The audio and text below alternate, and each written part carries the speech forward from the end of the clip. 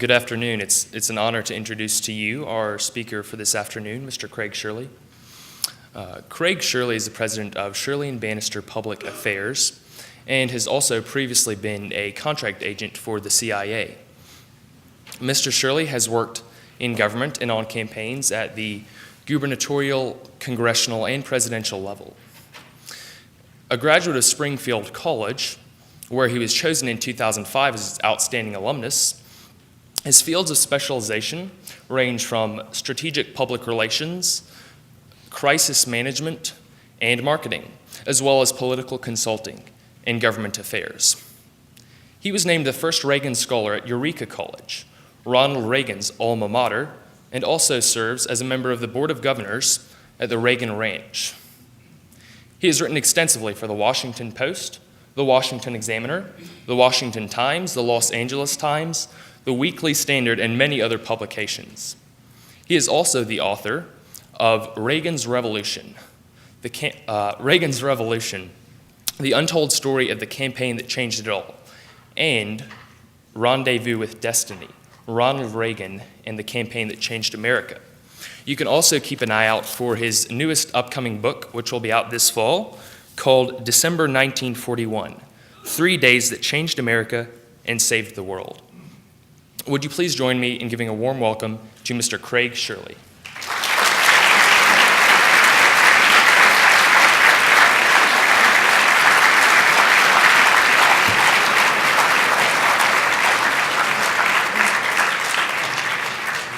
I always admire people who are able to get up in front of an audience and speak extemporaneously without notes. That's a real talent, Danny. Well done. Thank you for that kind introduction. In considering all the great men and women of the world and of letters who have spoken here at Hillsdale, Ronald Reagan, Jeane Kirkpatrick, Ed Follner, and Ed Meese, just to name a very few, you've given my wife Zareen and me an honor and a memory which will live in our hearts forever. And I would like to introduce my wife Zareen. Stand up.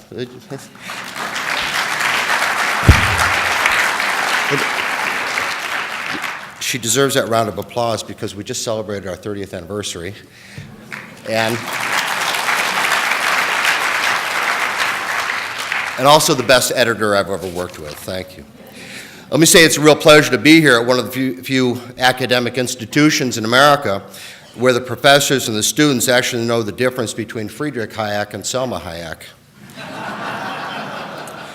At Shirley and Bannister Public Affairs, we have a Hillsdale graduate on our staff, Jameson Cunningham. His professionalism and demeanor represent well the excellence of this institution, and I know this school is proud of him and all of his accomplishments and all of his accomplishments yet to come. He represents the school very well. In case there's any doubt, let me also say for the record, I favor Reagan over Cicero on the Liberty Walk, but I suspect Reagan would have quipped that he would prefer it himself because while Reagan, quoted Cicero, Cicero never quoted Reagan, as Tim would know.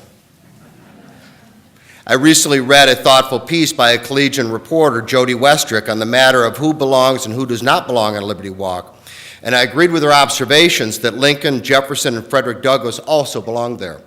I was most impressed to learn that Frederick Douglass had spoken here back in the 1860s.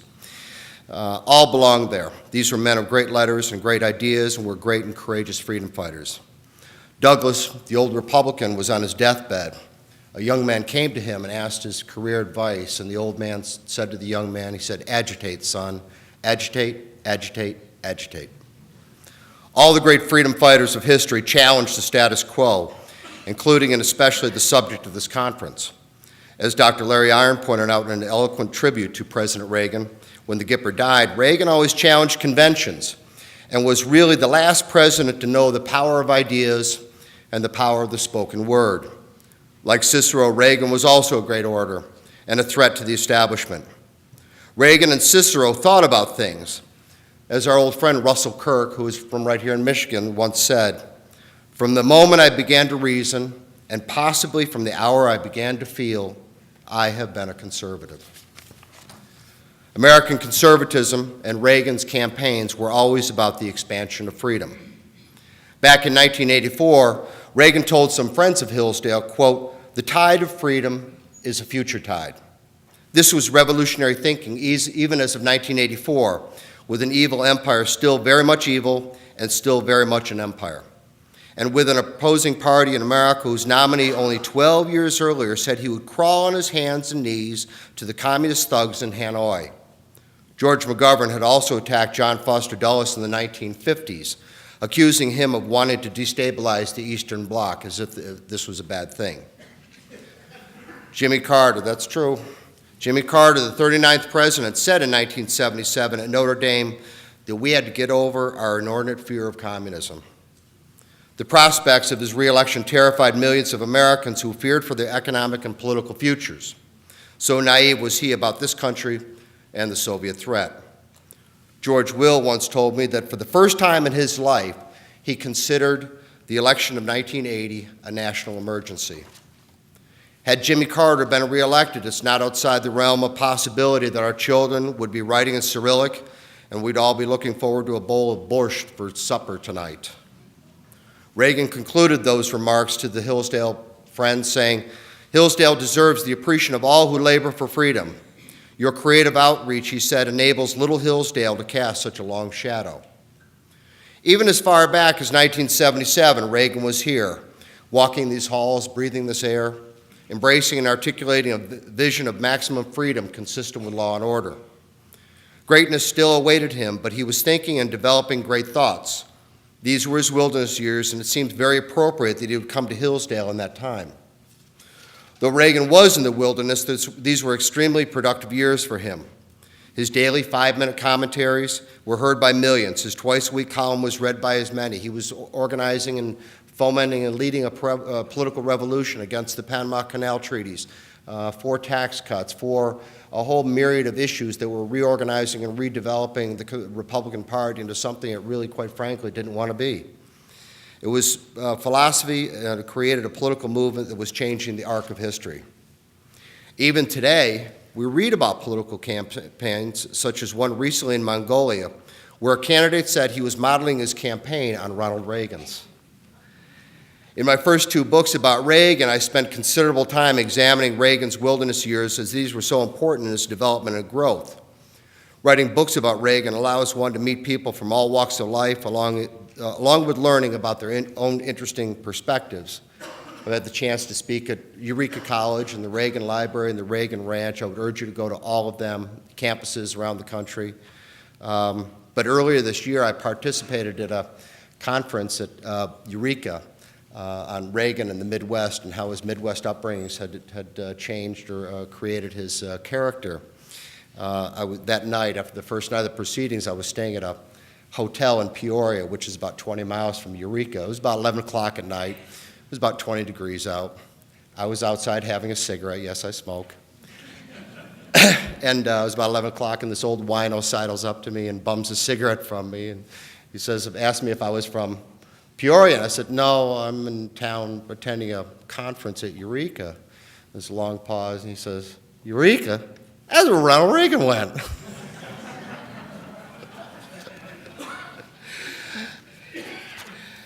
The topic of my discussion are the 3 elections of Ronald Reagan. All truth be told, he ran 4 times, including in 1968, when he came far closer to defeating Richard Nixon in Miami Beach than most people realize. The subject actually is so fascinating, my publisher has added it to the 4 more books I plan to write about Ronald Reagan. At this time, I'd like to show you a short film which was prepared for my book on the '80 campaign as a way to reassociate you with that monumental and event-making election, after which I'll make a few more remarks and then take any questions that you might have. Is my friend Ted up there? There we go.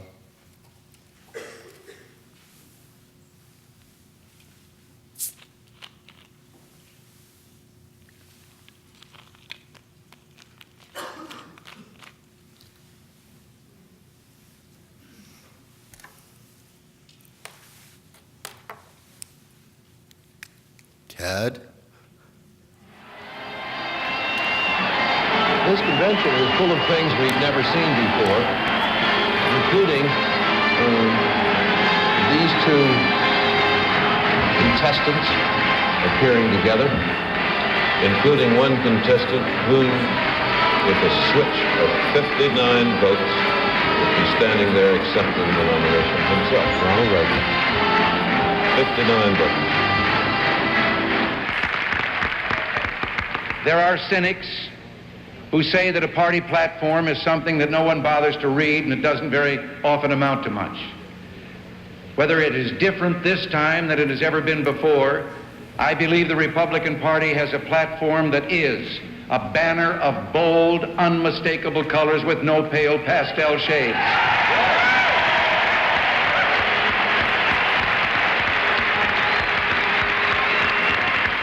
Here in this hall tonight, better than we've ever done before, we've got to quit talking to each other and about each other and go out and communicate to the world that we may be fewer in numbers than we've ever been, but we carry the message they're waiting for. We must go forth from here united, determined that what a great general said a few years ago is true. There is no substitute for victory. Mr. President,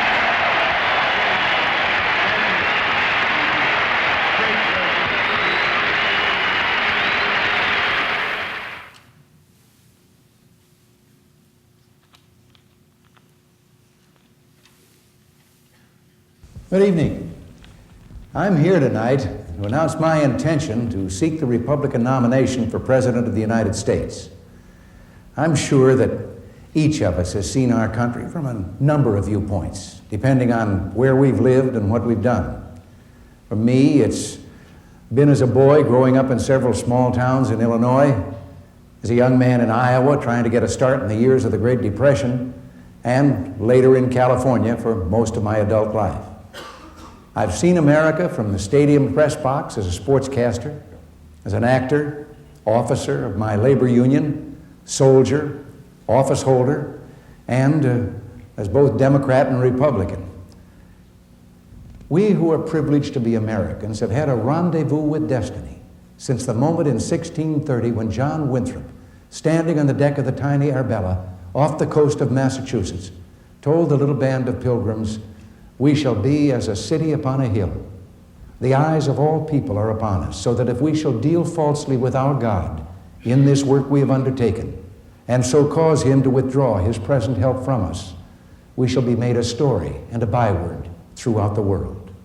For our country's future, I pledge you my every effort. I ask for your prayers and your support. I believe that together we can keep this rendezvous with destiny." Thank you, and good night.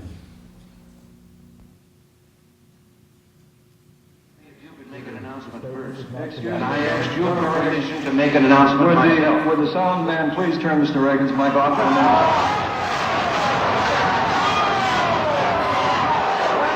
Is this on? Mr. Green, Would you turn that microphone you off, asked please? for me if you would... I am paying for this microphone, Mr. Green.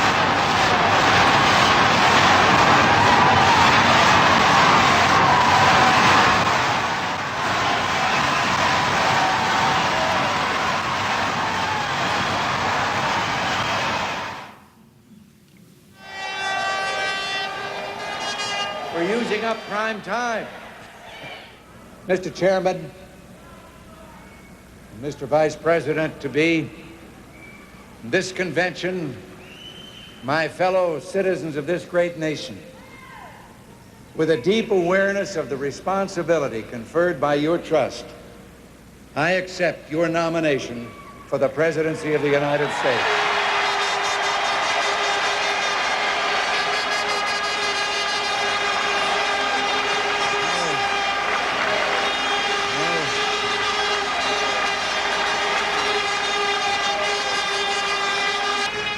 The administration which has brought us to this state is seeking your endorsement for 4 more years of weakness, indecision, mediocrity, and incompetence. No American should vote until he or she has asked, is the United States stronger and more respected now than it was 3.5 years ago? It's impossible to capture in words the splendor of this vast continent which God has granted as our portion of his creation. There are no words to express the extraordinary strength and character of this breed of people we call American. Everywhere we've met thousands of Democrats, independents, and Republicans from all economic conditions, all walks of life, bound together in that community of shared values of family, work, neighborhood, peace, and freedom. They're concerned, yes. They're not frightened. They're disturbed, but not dismayed. They are the kind of men and women Tom Paine had in mind when he wrote during the darkest days of the American Revolution, "We have it in our power to begin the world over again."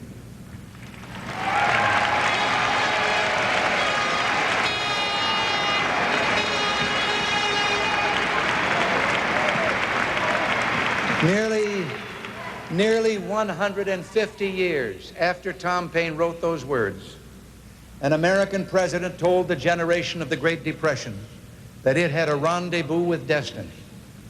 I believe this generation of Americans today also has a rendezvous with destiny.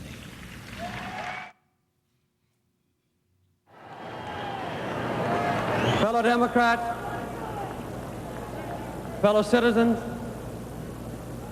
I thank you for the nomination you've offered me.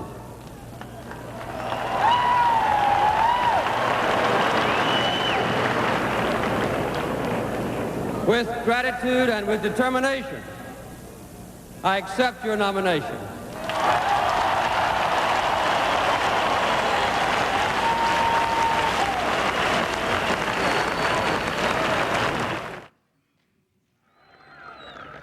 But the answer to their question is, I'm here because it is the home of Democrats, because I believe today that in this country there are millions of Democrats who are just as unhappy with the way things are as all the rest of us are.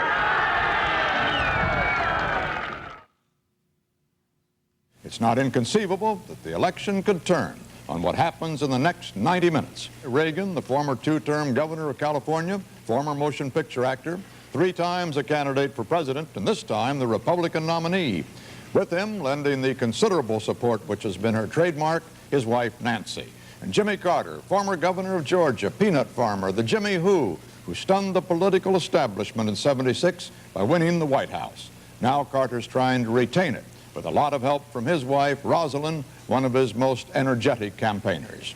I had a discussion with my daughter Amy the other day before I came here to ask her what the most important issue was. She said she thought nuclear weaponry. Governor Reagan, again, typically is against such a proposal. Governor, there you go again. Tell us his greatest weakness. Robert, reluctant as I am to say anything critical about Governor Reagan, I'll try to answer your question. Next Tuesday is Election Day. Next Tuesday, all of you will go to the polls. You'll stand there in the polling place and make a decision. I think when you make that decision, it might be well if you would ask yourself, are you better off than you were 4 years ago?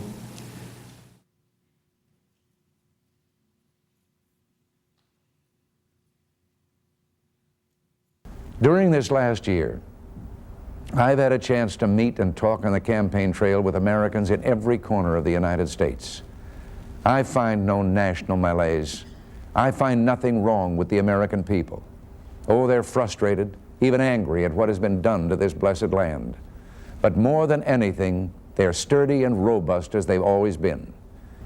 At this very moment, some young American coming up along the Virginia or Maryland shores of the Potomac is seeing for the first time the lights that glow on the great halls of our government and the monuments to the memory of our great men.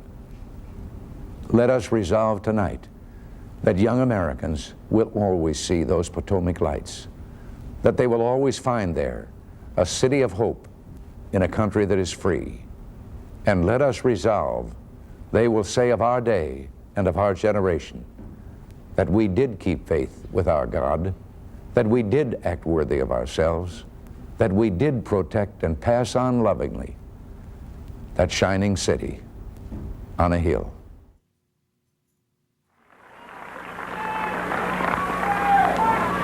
I promised you 4 years ago that I would never lie to you, so I can't stand here tonight and say it doesn't hurt.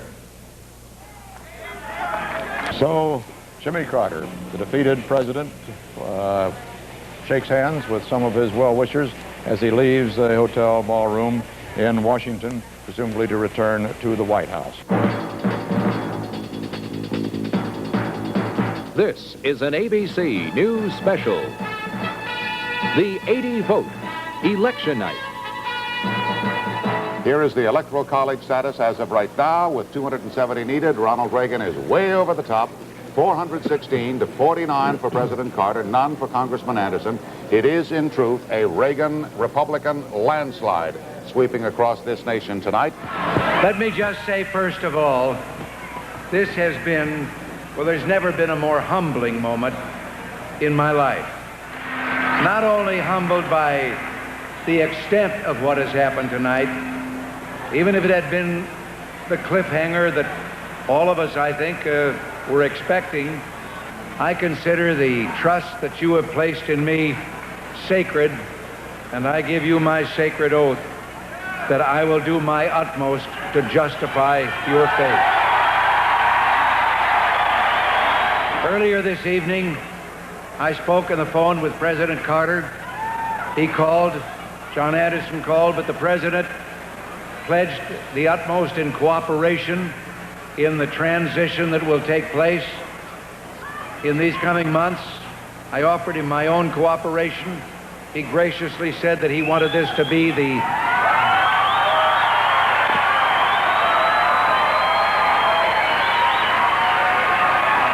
Governor Reagan, we just wanted to show you what the map of the United States looks like as of 8 o'clock tonight. Hey! It's all yours.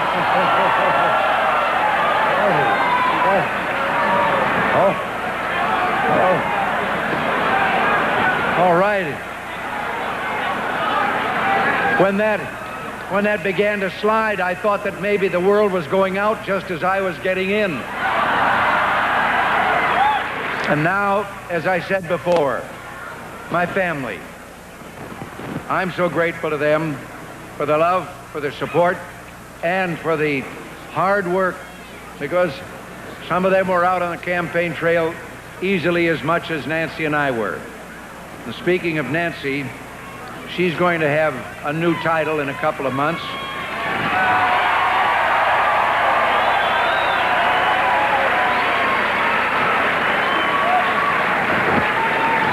And it isn't really new because she's been the first lady in my life for a long time.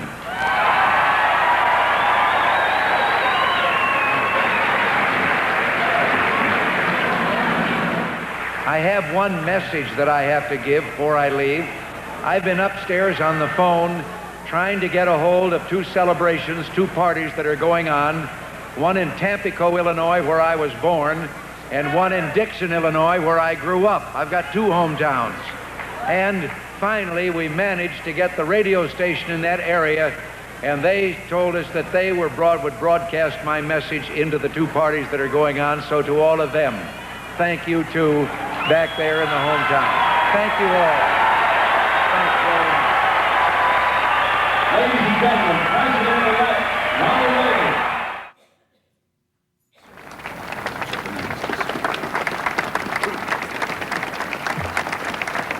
Governor, are you prepared to take the constitutional oath? I am. If you place your left hand on the Bible and raise your right hand and repeat after me, I, Ronald Reagan, do solemnly swear. I, Ronald Reagan, do solemnly swear that I believe that together we can keep this rendezvous with destiny.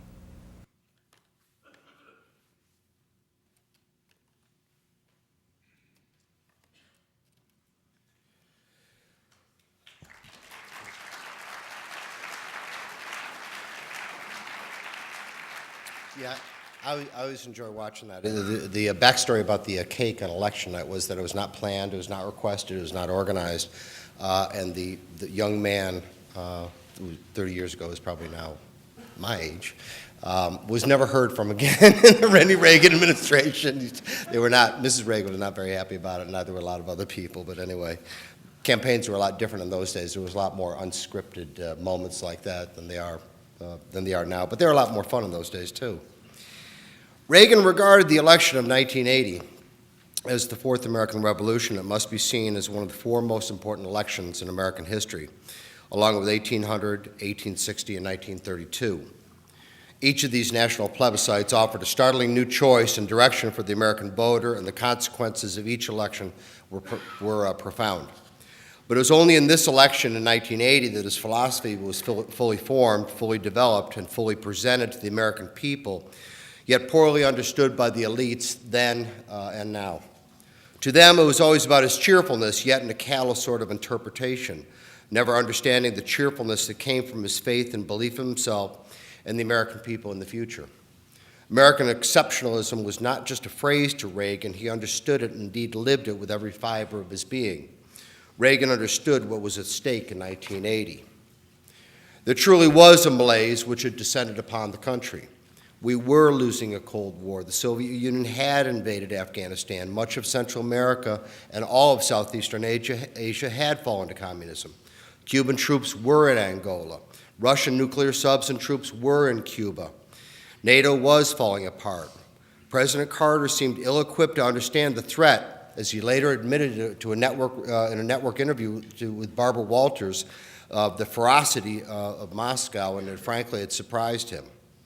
Walking this backwards, America was losing a Cold War because in great part the American economy had fallen apart, in great part because America had lost its spiritual moorings.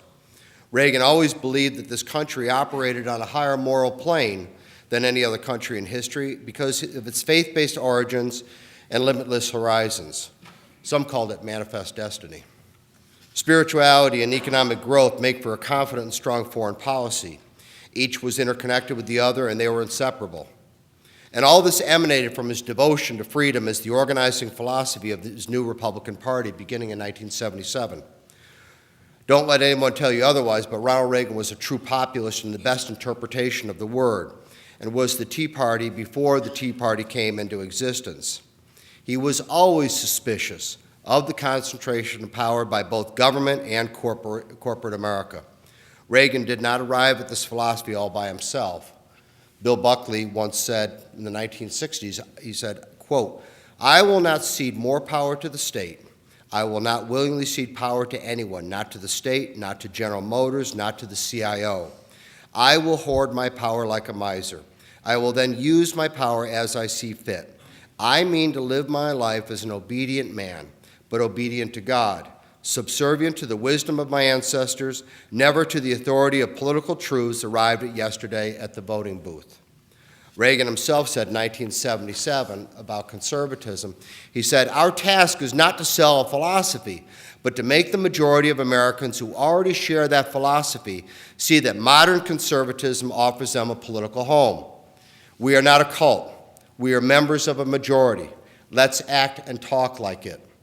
The job is ours, and the job must be done. If not by us, who? If not now, when? Our party must be the party of the individual. It must not sell out the individual to cater to the group. No greater challenge faces our society today than ensuring that each one of us can maintain his dignity and his identity in an increasingly complex, centralized society. Extreme taxation, excessive controls, oppressive government competition with business, galloping inflation, frustrated minorities, and forgotten Americans are not the product of free enterprise. They are the residue of centralized bureaucracy, of government by a self-anointed elite. Our party must be based on the kind of leadership that grows and takes its strength from the people. Any organization is in actuality only the length and shadow of its members. A political party is a mechanical structure created to further a cause. The cause, not the mechanism, brings and holds the members together.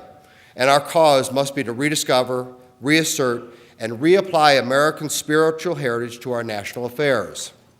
Then, with God's help, we shall indeed be as a city upon a hill, with the eyes of all people upon us." Close quote.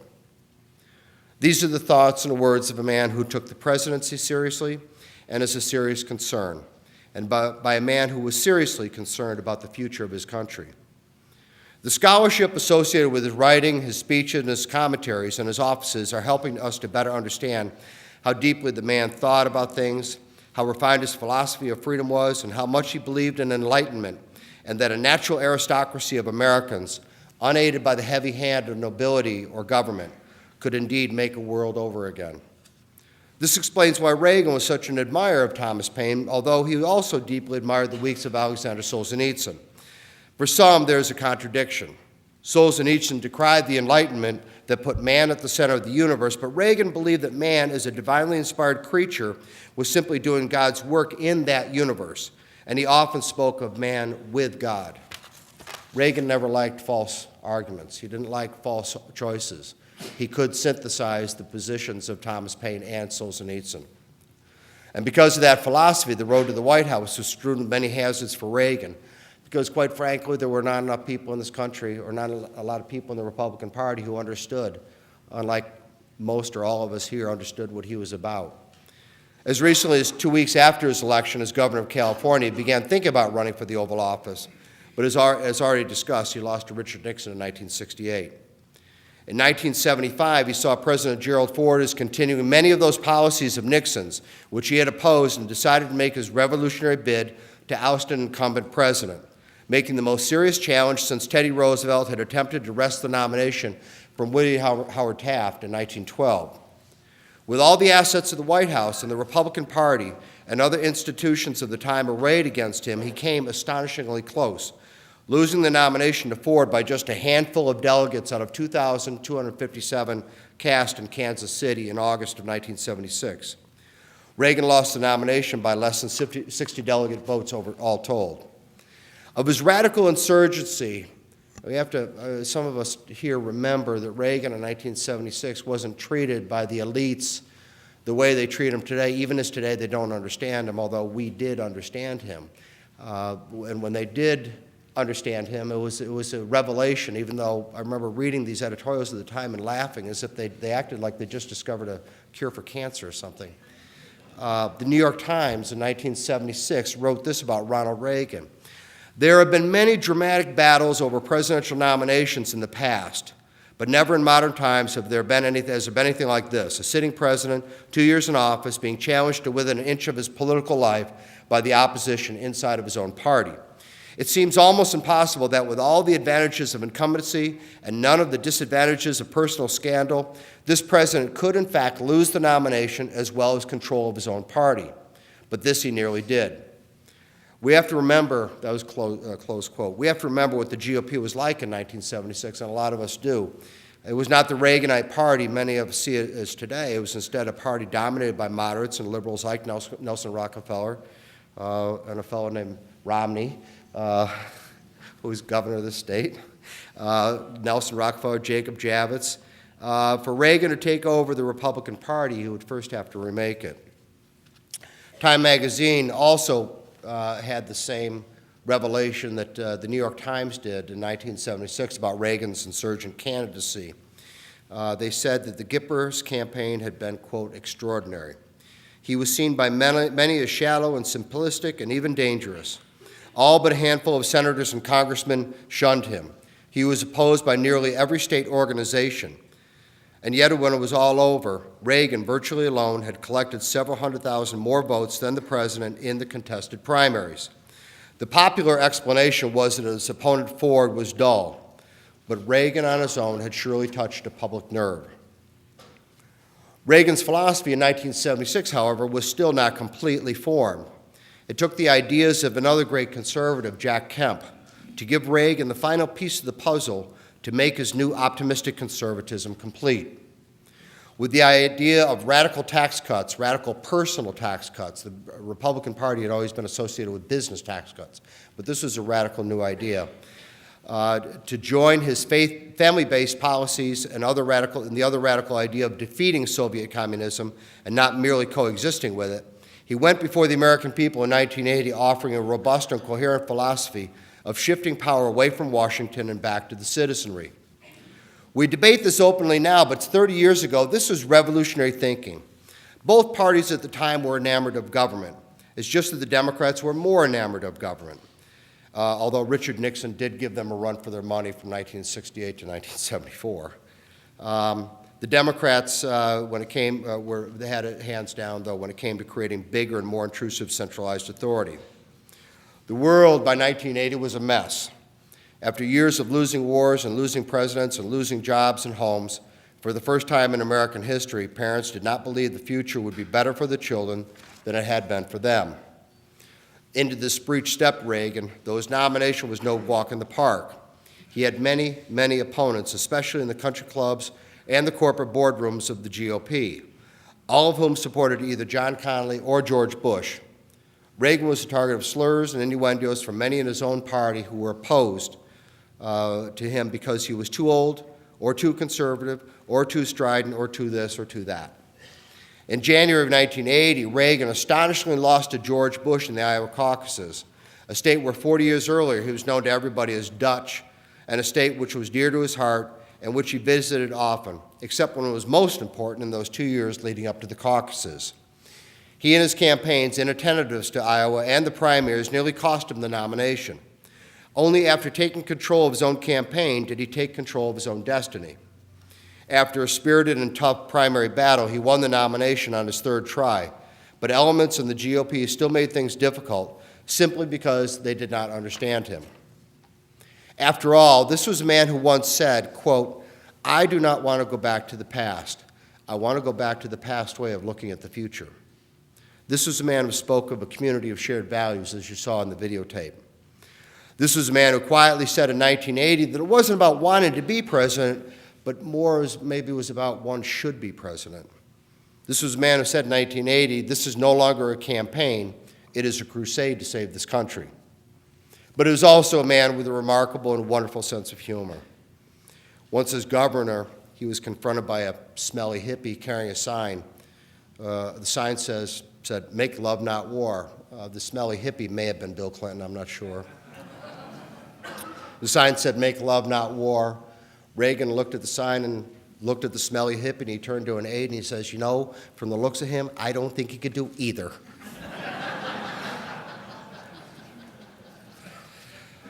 Reagan always referred to himself as a citizen politician because he truly believed in the concept. His 1976 campaign was called Citizens for Reagan. His political organization was called Citizens for the Republic. And when he opened the proceedings in Detroit in 1980, he appealed to the Republicans by saying, "My fellow citizens." Reagan understood the genius of the founders, that power flows upward from the citizenry to the elected officials. Through all his years, he'd gained an insight and honed a philosophy that was based upon the most fundamental creed of the Founding Fathers, that power truly resides with the many and not the few, that elected officials were truly public servants who had a solemn compact with those who put them into power. And the first obligation of the national government was to secure the peace and freedom for those who allowed them to govern them. Reagan understood the quintessential American because he was the quintessential American. Even as of the debate with Jimmy Carter in 1980, though, just 1 week before the November elections, Reagan did not trim his sails. He attacked Carter's centralized policies, but turned the criticism into praise for his fellow country. He said, quote, now this is 1980, this is 1 week before the election. You know, that Nixon's always advice to Republicans was tack to the right to win the nomination, then tack to the middle to get voters in the middle, but Reagan wouldn't have any of it. This is what he said in the debate 1 week before the election. He said that Washington has usurped power and autonomy and authority that belongs back at the state and local level. It is imposed on the individual freedoms of the people, and that there are more of these things that could be solved by the people themselves if they were given a chance, or by the levels of government that were closer to them. Close quote. Even with all that had gone before, even with the sorry condition of America and the world as of late November 1980, Carter was still astonishingly ahead in the polls. Only by taking matters into his own hands and debating Carter did Reagan finally close the sale with the American voter. And you just saw it here, his line where he says, "Are you better off?" And a lot of us remember where we were when we saw that. There were a lot of people who were on the fence at that point. You know, Carter had run a successful campaign just trying to destroy Ronald Reagan, painting him as a you know, as a nuclear cowboy who was, and he said, this is a direct quote, he said he was going to divide America, black from white, Christian from Jew, and North from South. He ran probably the most vicious campaign in American history until next year when Barack Obama runs the most vicious campaign in American history, because that's the only way Mr. Obama is going to win. But Reagan didn't run a very good campaign in the fall. It was only until the last couple days, and then in this campaign, in this debate, where he says, looked in the camera, and 118 million people saw him say, are you better off than you were 4 years ago? And for millions of Democrats and independents, that was it. They realized that Reagan understood what it was they were going, and the president simply didn't. By the way, that debate was and remains the most watched presidential debate in American history. Now, think about it. That was when we were a nation of 240 million people. Now we're a nation of 306 million people. And yet more people watched that debate between Jimmy Carter and Ronald Reagan than watched the debates between Barack Obama and John McCain, or between, for that matter, between John Kennedy and Richard Nixon in 1960. Reagan won in an astonishing landslide over Carter. Of the campaign, and this I thought summed up well the difference between Jimmy Carter and Ronald Reagan. An observer said that if you ask Jimmy Carter what time it is, he'd tell you how to build a watch. And if you ask Ronald Reagan what time it is, he'd tell you it's time to get this country moving again. An old aide, Jeff Bell, once wrote, quote, Reagan invariably gravitated toward the aspects of American conservatism that were optimistic, not cynical, populist, not elitist, egalitarian, not hierarchical, moral, and not relativistic. In short, what is distinctly American in American conservatism? The meaning of the 1980 campaign was validated in the election of 1984. We didn't know the meaning of the 1980 campaign until Reagan won in '84, just as we won't know the meaning of 2008 until the 2012 elections. Did 1980 represent a fundamental shift in American history, or was it simply a detour? As we found out in 1984, the detour was the election of Carter in 1976, while the election of Reagan was the focal point of change. You know, in this country from 1800 up until 2008, every generation or two, we've had an epochal, a radical election that is like a cue ball hitting an 8-ball and sending it off in a wildly different direction. The election of 1800 sends the country off in a radically different direction. The election of 1828, Jackson, the rise of Jackson's policies, 1860 certainly, 1932 with the advent of the New Deal, and then of course 1980 with Reagan. Each of these are part of a dialectic of American history that dramatically and permanently alters the arc of history of America. The question was that in 76 and 80, was Carter the game changer, or in 76, or was Reagan the game changer in 80? We found out that Carter was a detour in history. And now, 30 years after that, the 1980 election, we're confronted again with the election of 2008. Was the election of Barack Obama a detour in history? Is he a game changer? We won't know the meaning of it until 2012. All of Reagan's campaigns had their ups and downs, their intrigues and confrontations. Even some got testy. Sometimes Reagan got testy. Just before the New Hampshire primary, his then campaign manager, John Sears, was attempting to oust Ed Meese from the campaign. The meeting dragged down to the wee hours until Reagan had had enough. He jumped out of his chair and yelled at Sears, "You're not going to get Ed, by God." Reagan started towards Sears like he was going to punch him. This is a true story. And it was only after Charlie Black put himself between the two men. Mrs. Reagan was tugging on Reagan on one side, saying, "Ronnie, Ronnie, come away." And Jim Lake and Charlie Black were tugging on John Sears. Did they prevent Sears from getting it from Reagan? Well, punching his lights out, basically.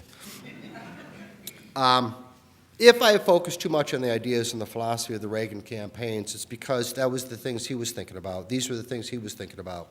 Today's campaigns are all about the consultants and tactics and the media, while the rest of us starve for a greater understanding from those campaigns of strategies and thoughts. If you think Reagan's campaigns were different, that's because you're right. If you think his campaigns were more consequential than the campaigns of late, you're right. I would be happy to answer any questions you might have about the more gossipy aspects of the campaigns during the Q&A, if you would like. But but let me leave you with this. We all appreciate the legacy of Ronald Reagan, but if we need any confirmation, let it come from his enemies. Mikhail Gorbachev, I know here at Hillsdale, we know what the conclusion of the Cold War was not that it was co-mutually settled between Moscow and Washington. We know what happened is that Reagan basically put the neck of Soviet communism under his cowboy heel and crushed the life out of it. No Soviet leader has ever willingly given up power from 1917 until 1991, until Gorbachev surrenders. From 1917 until 1981, the Soviets gained ground against every American president until 1981. As I recall, something happened in January of 1981.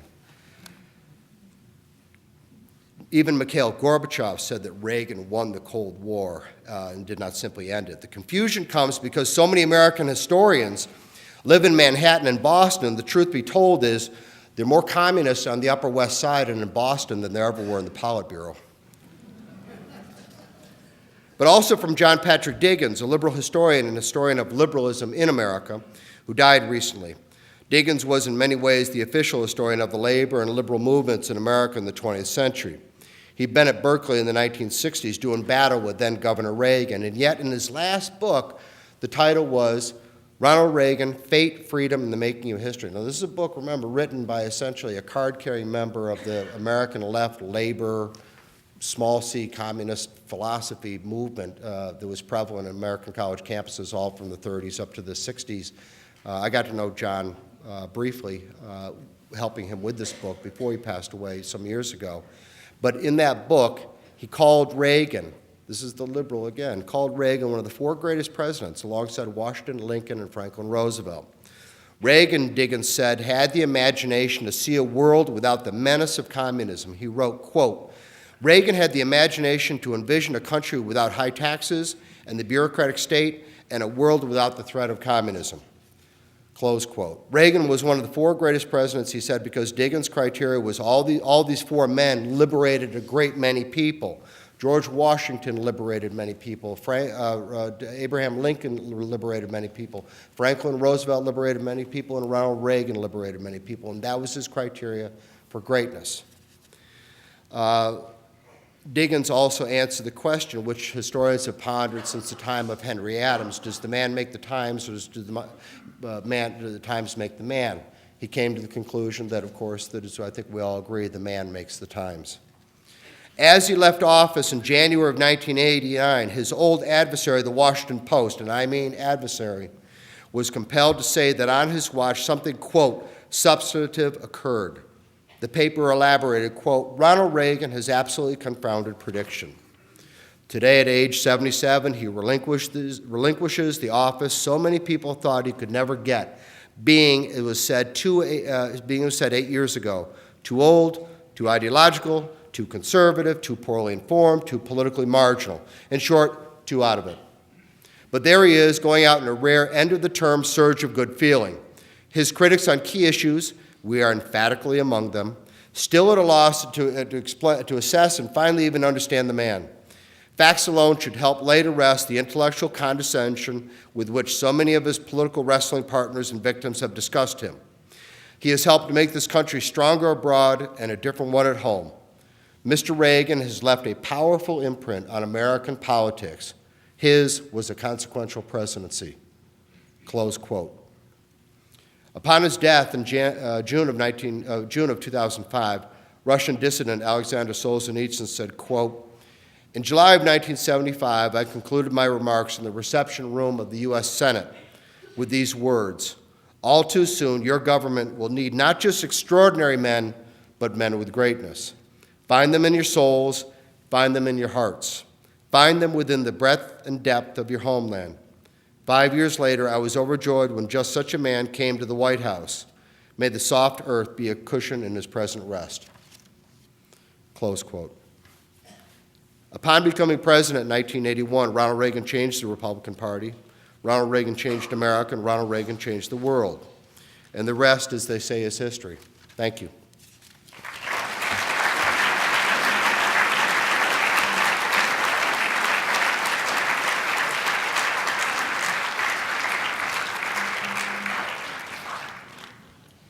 Thank you so much, Mr. Shirley. Just so you folks know, there will be a book signing out in the lobby of his book, Rendezvous with Destiny, Ronald Reagan and the Campaign That Changed America.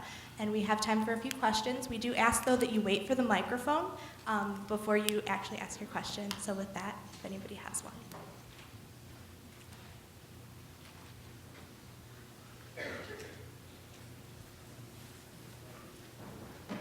My understanding is that in the 1980 Detroit Convention, the pro-life positions first put forth as a plank in the platform of the Republican Party. Is that correct? Yeah, that's correct. Actually, it had been there was a pro-choice plank in there in 1976 in Kansas City that Betty Ford had insisted be put there as, in addition to a as you recall, a pro-ERA plank in the platform in '76. Both those came out. Mainly because of Reagan and because of Phyllis Schlafly, and they both came out, and the party has ever since had a pro-life plank in the platform. Yeah. Could you comment on what effect that has had since then? Well, I have my own view on well, we have 4 children, so I guess you probably can guess what our position is on the life issue. Look, you know, that it took a long time for abolitionists to achieve their view of eliminating slavery in this country. It took, you know, for some, you know, hundreds of years.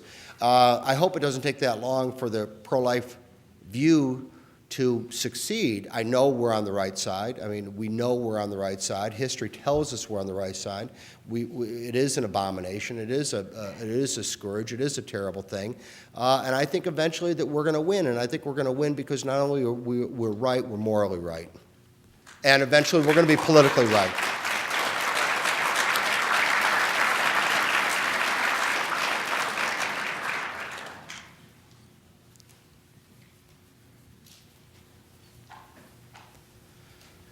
I think you stated that somewhere in 1980, whether it was in the nominating process or the election, that the Republican establishment did not understand Reagan. Right. Is that possible? Now, the reason I ask the question is it a failure to understand or an inability to exercise control? Reagan was a threat to the establishment. Yeah, that's Reagan my was point. a threat, and there were elements that didn't understand him, and then there were elements who thought they understood him all too well. It was cultural, it was ideological, it was philosophical. He campaigned against the corporate boardrooms and the country club image. He talked about a new Republican Party. There would be the party of the cop on the beat, of the farmer, of the housewife, of the people who all they wanted from government was basically they wanted to pay their taxes and they wanted to be left alone. But it was a party that would eschew the Washington buddy system that the Republican Party had become comfortable with. Even, you know. So they really did understand. Well, some of them did, and that's why they tried to destroy him. We worked at the Republican National Committee. My wife and I worked at the Republican National Committee in the early 80s because, quite frankly, because it was a nest of moderate and liberal Republicans. And they were, the Reagan White House was furious. Lynn Nofsinger was furious because there weren't any conservatives, there weren't any Reaganites working at the Republican National Committee when a Reaganite was sitting in the Oval Office. And so, I mean, and when we got in there, we were still in the minority. There was a woman whose name will go unmentioned, but after the '82 election, when we lost seats, the Republicans lost seats in the off season. This woman at the Republican National Committee put up a sign on the door to her office, and it said, "Sign up here for the 1984 George Bush for President Committee." Now, this was 1982. When, yes.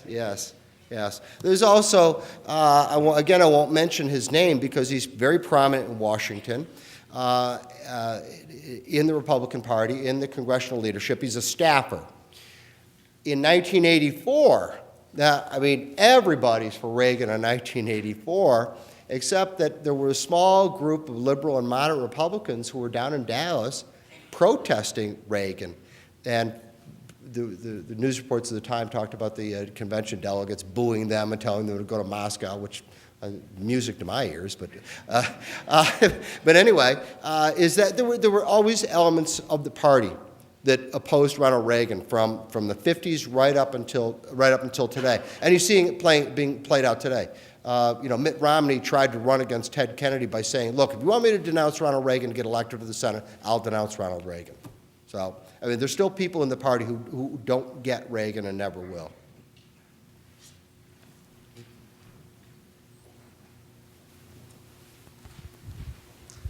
Mr. Shirley, as we were talking earlier, would you care to just expound a little bit about maybe similarities or differences that you see between President Reagan and our current president?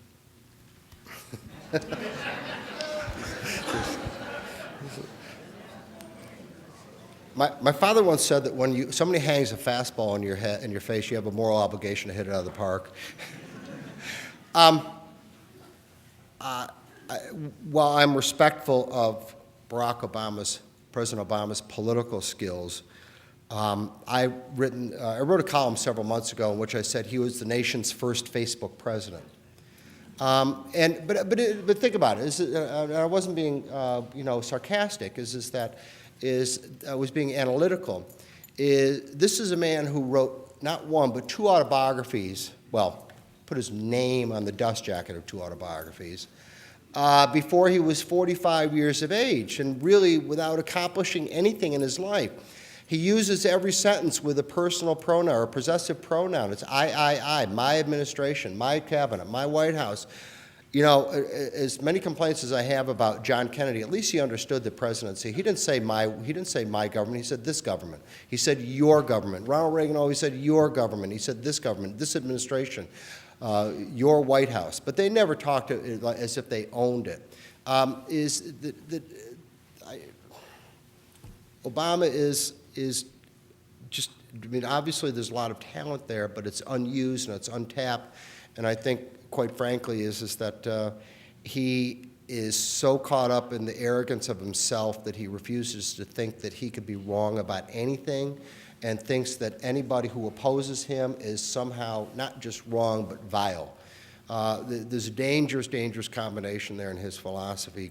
It's essentially, it's arrogance and ignorance combined to form Obamaism, and I think it's very bad for the country. Harry Truman once said that the job of a president is to say yes and no, but mostly no. Obama's never learned that lesson of Truman, to say that he has to say no. And we do have time for just one more question.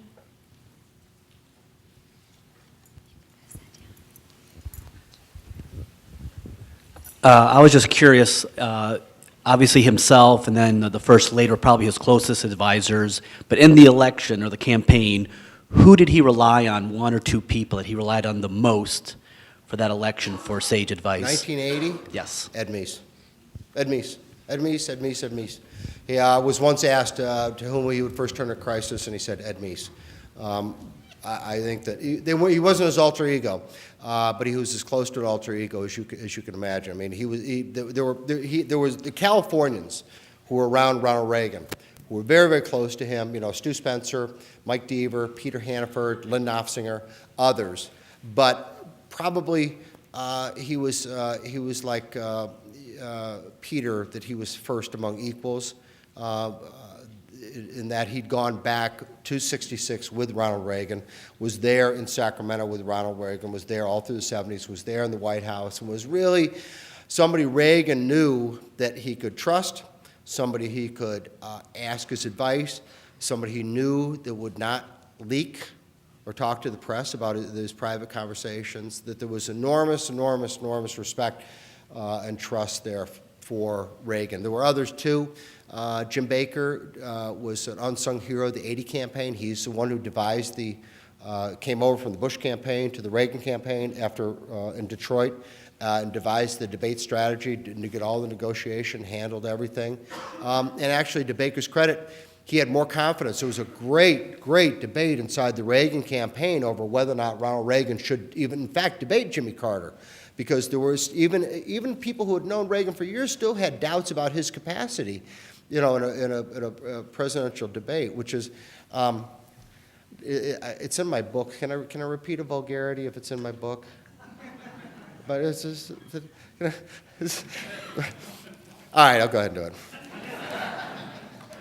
It is that the people who didn't understand Reagan, and Stu Spencer told me, I said, tell me how in those weeks, in those days, after Carter's pounding Reagan, he's going to bring us a war, he's going to do this, he's going to do this. It was a vicious, mean-spirited campaign, he's a racist and all this. And I asked Stu, I said, how did he feel about Carter, and how did he feel about going on the stage with Carter? And he says, look, Reagan at that point, this is October 1980, he didn't see Carter as the leader of the free world. He didn't see Carter as president of the United States. He saw Carter as a little shit.